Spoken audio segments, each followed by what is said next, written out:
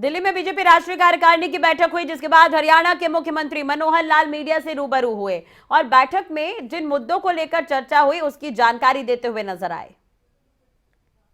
इस बार की चर्चा में जो विषय रहे, एक तो जैसे आगामी वर्ष भर में जो भी चुनाव होने वाले हैं, 9 राज्यों के चुनाव होंगे और उसके बाद लोकसभा का चुनाव होगा। इन सब चुनावों में चुनावी राज्यों ने अपनी अपनी तैयारी के लिए जो सारी चर्चा बताई है।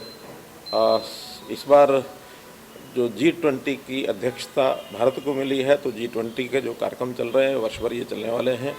कौन कौन से कार्यक्रम कहाँ कहाँ होंगे उनके बारे में चर्चा हुई और G20 के जो देश आएंगे उन सबको जो भी प्रतिनिधि आएंगे उन सब के सामने हम अपने भारत की कैसी तस्वीर जाए, क्योंकि अलग अलग राज्यों में लगभग 200 बैठकें होंगी, 200 कार्यक्रम होंगे और इन 200 कार्यक्रमों में सभी प्रदेशों में ये कार्यक्रम होने वाले हैं। हमारे यहाँ भी गुरुग्राम के अंदर 2 बार करके और 6 दिन के कार्यक्रम होंगे। तो इसमें हमने भी अपनी हरियाणा की जो तैयारी है उसके बारे में सब बताया है कि हमारी 2 दिन की तैयारी अच्छी है, ठीक है।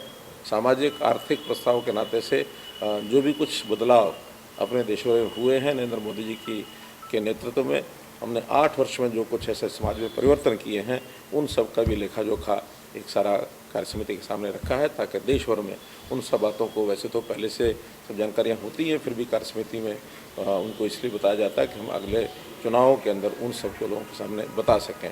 प्रधानमंत्री जी का बहुत फोकस ये भी रहा है कि हमने राजनीतिक बातों के साथ साथ अराजनीतिक विषयों पर भी बहुत बार इतने अभियान लिए हैं, इतनी चर्चाएँ की हैं।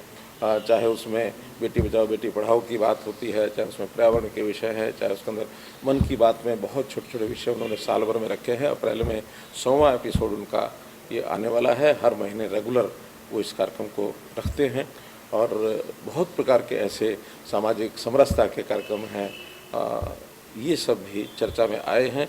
और हम देश में राजनीतिक परिवर्तन तो आया ही है, 8 साल से हम लोग प्रदेशों में देश में राज कर रहे हैं, लेकिन सामाजिक परिवर्तन की ओर भी एक जो हमारा एक फोकस है पहले से बना हुआ है उसको भी तेज़ गति से बनाएं।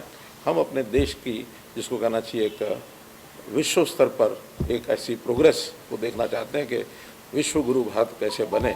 इस प्रकार का एक सारा वातावरण, बहुत उत्साहजनक एक वातावरण था। आप रिपीट होने की बात करते हैं, हम ये कहते हैं कि लगातार 2014 के चुनाव में हम पहली बार जैसे मोदी जी के नेतृत्व में ये सरकार बनाई, 282 सीटें थी। अमित शाह जी के नेतृत्व में ये सरकार बनी, 300 से ऊपर सीटें और एक प्रकार से आई हैं।